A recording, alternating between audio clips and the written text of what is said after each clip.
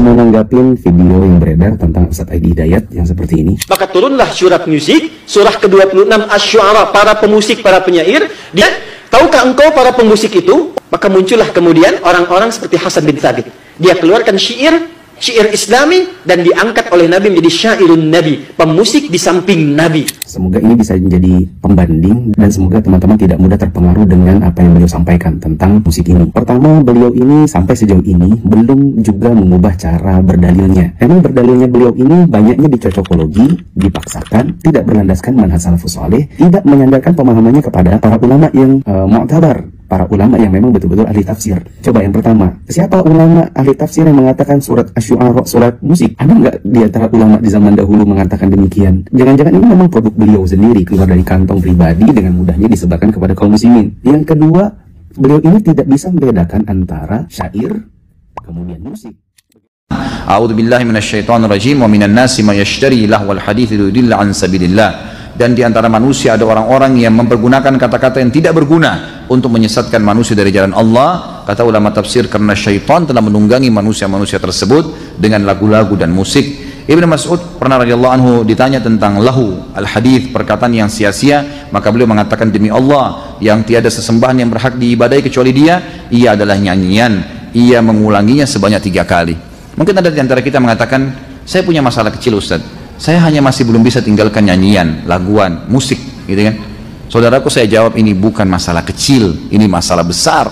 Karena dalam hadis Bukhari dikatakan, musik adalah ya, anak-anak panah beracunnya syaitan. Nggak bisa ketemu antara musik dengan Al-Quran, mustahil. Orang kalau sudah mendengarkan nyanyian itu, tenggelam dalam nyanyian itu. Na'udzubillah min dzalik. Ya, anak-anak muda sekarang di masjid ini, ana sering katakan, sebenarnya yang datang ke masjid itu orang udah pada benar semua, udah baik-baik ya, udah pada sholat, udah mau kebaikan. Tapi antum lihat, kalau konser musik yang datang pakai baju hitam sama tengkorak-tengkorak, mereka lebih cinta dengan yang seperti itu. Dan itu banyak di negeri kita, acara-acara di televisi yang membuat orang meninggalkan Al-Quranul Karim. Maka perlu kita memboikot itu beberapa TV yang ada, nggak perlu ditonton. Itu termasuk. Saya mungkin antum kaget, ada sebenarnya antum kaget kok musik haram. Saya pun kaget seperti antum. Saya dulu pemusik, saya juga dulu main-main band. Saya tiap hari tidak bisa tidur kecuali dengar musik, kecuali main musik. Dan tidak mudah untuk melepaskan, tapi tatkala saya tahu hukumnya haram, saya tahu hikmahnya benar. Orang yang main musik pasti lalai. Pasti lalai. Dan apa musik-musik? Taruhlah musik itu halal. Taruhlah musik halal. Antum lihat, musik yang tersebar apa sih? Isinya cinta-cinta, suami istri, ditinggal kekasih, kemudian nunggu pacar, nunggu cewek. Semua itu isinya gitu semua. Gimana? Gimana mau jihad kemudian tunggulah, ini mau jihad gimana, joget-joget dulu, nggak nyambung. Oleh karena bikin orang lemas, bikin orang loyo, bikin orang cengeng. Itu semua gara-gara apa? Aslinya akhirnya istri pun tidak mau dipoligami. Gara-gara apa? Terlalu banyak nonton apa? Dengar-dengar musik-musik seperti itu. Mau saya ini bercanda. Mau saya kenyataan isi musik seperti itu. Apa yang ente harapkan? Coba ente cari musik Islami berapa persen sih? Yang langsung mengharamkan secara mutlak, pokoknya musik gak boleh. Gak boleh, haram hukumnya. Udah gitu handphonenya bunyi, tang ting tung ting tang ting tung tang ting tung. Repot. Misal contoh ya. Nanti silahkan cek. Dalilnya ayat ini. Dalilnya ayat ini. Nanti ada yang membolehkan mutlak. Mutlak boleh. Ya. Dan yang tengah-tengah itu yang mengklasifikasikan mana boleh, mana tidak. Betul. Yang ayat 6 surat Luqman ini adalah ayat yang mengharamkan musik. Tapi genre yang mana dari 7 tadi, itu yang dimaksud yang melalaikan. Ulama sepakat, kalau para ahli bahasa lebih mendetailkan lagi. Yang dimaksud lahwun itu, itulah yang khamriyat, itulah yang, maaf, ya, ghazaliyat, itulah yang kemudian mengajak kepada nilai-nilai keburukan. Sisanya di luar itu tidak masuk kepada kategori dakwah kultural Muhammadiyah, mengikuti perkembangan genre musik sehingga di dalamnya kita bisa sikapi. Prinsipnya kembali kepada panduan surah ke-26, khususnya ayat 226 sampai dengan ayat 227. highlight yang ayat 227-nya. Satu, dianjurkan bagi setiap muslim untuk beradaptasi dengan setiap perkembangan budaya yang ada di sekitarannya. Dua, terkait dengan musik, Al-Quran memberikan toleransi sepanjang semua unsur yang terkait di dalamnya, satu, disertai dengan nilai keimanan. Dua, melahirkan karya yang berbuah amal saleh. Tiga, memiliki ciri zikrullah yang mendekatkan penyimaknya kepada Allah. Dan selanjutnya, dijadikan itu sebagai wasilah untuk mengenalkan nilai Islam dan menjaga izzahnya. Rahmatullahi wabarakatuh. Nahmadu wa nasta'inuhu wa nastaghfiruhu wa na'udzu billahi min shururi anfusina wa min sayyiati a'malina may yahdihillahu fala mudilla lahu wa may yudlilhu falan tajida lahu waliyyan mursyida. Asyhadu an la ilaha illallah wahdahu la syarika lahu wa asyhadu anna Muhammadan abduhu wa rasuluh. Allahumma shalli ala Muhammad wa ala ali Muhammad. Pemirsa yang dirahmati Allah Subhanahu wa taala, telah kita simak tadi uraian dari beberapa dai Salafi Wahabi, kemudian juga disampaikan cuplikan video dari Ustadz Adi Hidayat, di mana kita tahu Ustadz Adi Hidayat ini mendapatkan serangan dari kelompok Salafi Wahabi, sehingga Ustadz Adi Hidayat ini dianggap salah ya. Apa yang beliau sampaikan ini salah, sehingga seolah-olah kelompok Salafi Wahabi ini merasa di pihak yang benar, sehingga seolah-olah mereka ini berhak untuk menghakimi Ustadz Adi Hidayat ya. Jadi ramai-ramai Ustadz Adi Hidayat ini diserang oleh para YouTuber atau dai Salafi Wahabi, karena kita tahu YouTube ini juga menjadi corong bagi perkembangan ajaran atau doktrin dari sekte Salafi Wahabi. Nah, kalau kita cerna dari beberapa video dari dai Salafi tadi, pada intinya adalah mereka dai Salafi Wahabi ini mengharamkan musik bentuk apapun itu, entah itu musik untuk nyanyian yang syair-syairnya itu mengajak kebaikan atau tidak, mengajak kemaksiatan atau tidak. Pokoknya intinya seluruh hal-hal yang ada musiknya itu semuanya haram. Jadi bagi Salafi Wahabi pokoknya ada musik haram, ada musik haram, dengar musik haram. Jadi hantam kromo saja, apapun yang ada musiknya ini hukumnya adalah haram. Tidak pandang bulu ya, tidak pandang apapun itu musiknya, apakah itu mengandung nasihat, kebaikan atau tidak, pokoknya yang ada musiknya pasti haram. Nah, kemudian kalau menurut dari Ustadz Adi Hidayat, ini beliau adalah kader dari Muhammadiyah, yang kita tahu ini dakwah dari Mbah Ahmad Dahlan, Kiai Ahmad Dahlan, yang di mana Muhammadiyah ini lebih dahulu lahir sebelum Nahdlatul Ulama, tentu memiliki pandangan yang lain atau pandangan yang berbeda.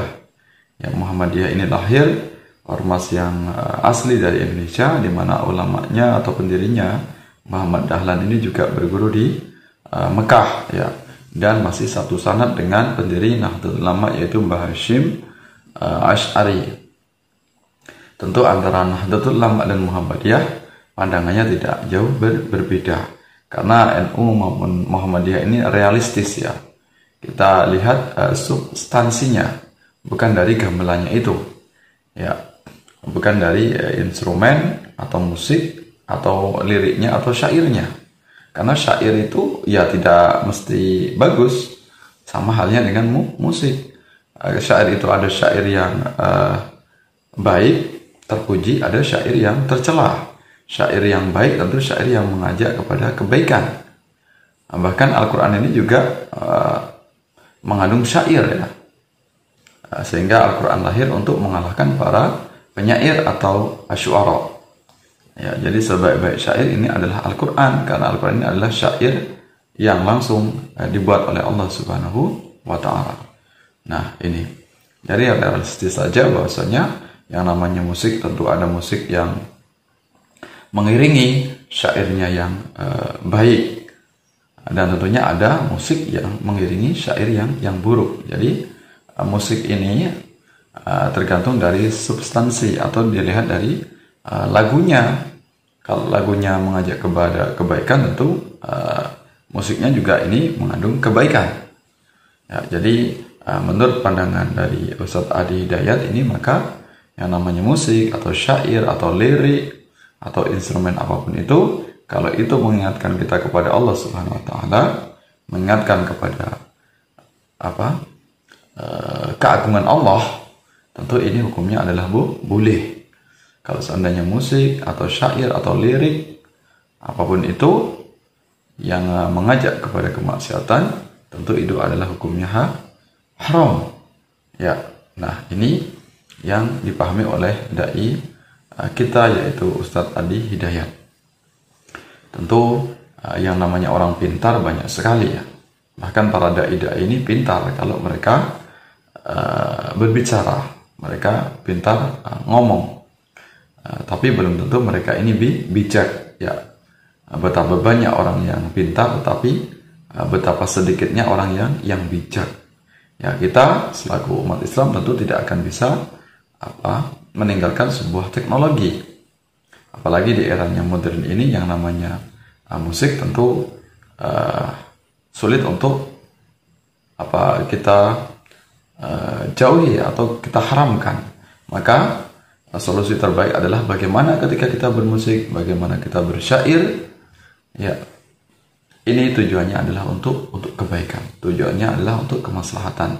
Nah, ini yang dipahami oleh dai Salafi Wahabi. Setiap dengar musik itu isinya kemaksiatan, setiap dengar musik isinya dugem, setiap musik ini isinya orang-orang urakan. Nah, ini yang dipahami oleh dai Salafi Wahabi, sehingga ujung-ujungnya musiknya dihukumi haram. Nah, inilah yang mereka ini sangat minim literasi, ya, sangat minim pengetahuan, sehingga apa-apa yang itu ada kaitannya dengan musik diharamkan. Nah, ini maka prinsipnya adalah bagaimana kita mempertahankan tradisi yang baik, yaitu tradisi Islam, yaitu nilai-nilai Islam, dengan tidak meninggalkan sebuah modernitas kemajuan. Ya, di antaranya adalah munculnya banyak alat musik. Nah, bagaimana kita menghukuminya? Maka kita lihat substansinya, isinya, lagunya ini kira-kira mengajak kepada kemaksiatan atau mengajak kepada kebaikan. Itu saja ya, sangat simpel sebenarnya untuk menghukumi syair maupun menghukumi musik. Karena ini ada kaitan erat antara musik dengan syair. Ya, kalau syairnya mengajak kepada kebaikan, tentu musiknya tidak bisa kita katakan haram. Nah, ini kemudian kalau ada di dalam Al-Quran misalnya yang menyebabkan kelalaian misalnya, ya tentu itu adalah musik atau syair atau lagu yang itu memang isinya adalah melenakan atau isinya adalah mengajak kepada kemaksiatan. Ya, ternyata ya memang banyak lirik atau lagu yang diiringi dengan musik yang itu juga mengandung kebaikan, seperti sholawatan menggunakan irama musik, baik itu yang alat musik tradisional maupun yang modern. Nah, berarti ini untuk menghukumi musik ini dilihat dari apa yang dibunyikannya atau apa yang disampaikannya. Ya, ketika liriknya baik atau syairnya mengandung kemaslahatan, maka tentu kita tidak bisa mengatakan hukumnya haram. Maka itu hukumnya adalah boleh. Nah, ini yang harus kita pahami, sehingga kita tidak serampangan dalam menggali hukum. Ya. Nah, maka mudah-mudahan apa yang saya sampaikan bisa bermanfaat. Terima kasih penjelasannya kepada Ustadz Adi Hidayat. Beliau dengan sabarnya, meskipun diserang sana sini, beliau tetap teguh, tetap kokoh. Beliau adalah panutan kita semuanya, bukan hanya panutan dari warga Muhammadiyah, tapi Ustadz Adi Hidayat ini juga memiliki sikap yang sangat toleran, sangat moderat, juga bisa menjadi rujukan bagi umat Islam. Kalaupun mungkin ada beberapa pandangan antara NU dengan Ustadz Adi Hidayat, tentu hal yang wajar, selagi itu ikhtilaf dalam hal yang bersifat furu'iyah. Dan kita tahu Ustaz Ali Hidayat ini juga tidak fanatik, beliau juga tidak gampang tersinggung, dan beliau ini bersifat terbuka. Dan kita tahu juga Nahdlatul Ulama juga kadang-kadang memiliki pandangan yang sama, kadang-kadang juga memiliki pandangan yang berbeda, tetapi intinya adalah untuk saling menghormati, tidak saling menghina, menghujat, mencaci maki. Nah, jadi antara NU dan Muhammadiyah ini tidak ada masalah. Yang ada masalah dengan NU, yang ada masalah dengan Muhammadiyah adalah dai Salafi Wahabi, di mana mereka menganggap segala sesuatu yang bersumber dari Salafi Wahabi ini mutlak benar. Jadi menurut Salafi Wahabi, segala kebenaran surga itu hanya milik Salafi Wahabi. Nah, ini mudah-mudahan keluarga kita semuanya, tetangga kita, masyarakat kita, baik NU maupun Muhammadiyah, tidak terpapar, tidak tercemar oleh virus-virus Salafi Wahabi yang begitu ekstrim, begitu radikal. Tentu segalanya ini dihukumi haram. Alhamdulillah, sebagai ormas mayoritas baik NU maupun Muhammadiyah senantiasa menjaga NKRI, menjaga Indonesia dari ekstrim paham yang radikal, ya, paham yang sangat keras, kaku seperti Salafi Wahabi. Bagaimana jadinya seandainya Salafi Wahabi ini bisa membesar? Tentu Indonesia akan kacau balau. Ya, tentu akan terjadi berbagai macam kerusakan. Ya, tapi alhamdulillahnya NU dan Muhammadiyah yang mayoritas, yang senantiasa akan menjaga NKRI, menjaga negara kita semuanya dari kehancuran, dari ajaran-ajaran yang menyimpang. Penjaga akidah Ahlussunnah wal Jamaah adalah NU dan Muhammadiyah. Maaf atas segala hilaf, segala kekurangannya. Saya akhiri, wallahu muwaffiq ila aqwamit thariq. Wassalamualaikum warahmatullahi wabarakatuh.